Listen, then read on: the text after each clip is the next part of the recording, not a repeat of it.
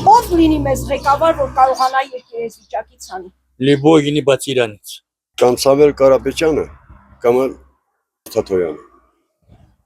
Երկուսից մեկը, ոչ մեկը։ Կլինի մարդը, որը մտածում է մենակ հայրենիքի եւ ժողովրդի մասին։ Չի լինի այն մարդը, որը մտածում է մենակ գրպանի մասին։ Ավելի լավ է ընտրվի այն մարդը, որը հայ հոյում է, չգիտեմ ինչեր է անում, բայց նա իր սրտի է ուզում ղեկավարի երկիրը։ Նախ առաջինը պիտի կայուն դիրք ու դրվածք ունենա, կայուն։ Մի քիչ աշկը կուշ լինի, շատ սոհաշ չինի, հա գրպանները լսնի։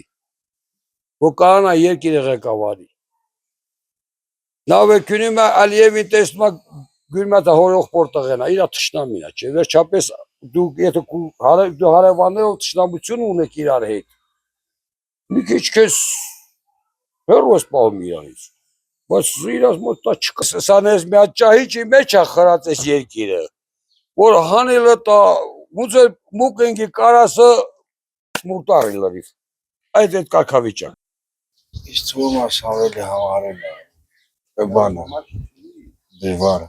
հələ ինքը չի կողմորոշ տեսակ ինչ է դարում, իրակ գործը եթե մի հատի կա, պասվեց էլի, արդեն շահունակություն է Հիսուս Տեր Քրիստոս, մեր ժողովուրդը արդեն ամեն տեսակ վստահությունը կորցրել է ըստ իս։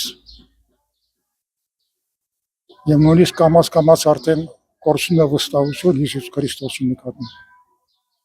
որտեղ այդպես է տանում իշխանությունը իր քարոզարշավը։ Լիբերալ, բարի, կամեցող, ինքնահապարտ չլինի, ինքը իրենով տարված չլինի, երբեք չձգտի իշխանության։ Մի անգամ մեր մտավորականներից մեկը ասաց, որ իշխանության մեջ լինելը բավականին ծանր գործ է։ Եվ ես զարմանում եմ, որ այդ մարդիկ այդ ծանր գործը ունենալով անդադ ձգտում են այդ ծանր գործին գնալ։ Գնալով այդ ծանր գործին գրեթե ոչինչ չեն անում։ Այլ պաշտպանում են իրենց պաշտոնը, իրենց կարողությունները, ապարտությունը,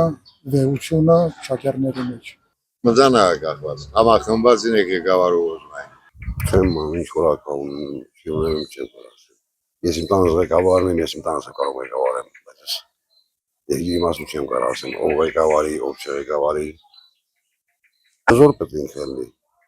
վախ կոչ չլինի, հզոր լինի։ Որ ասենք կա ինքը ղեկավարի։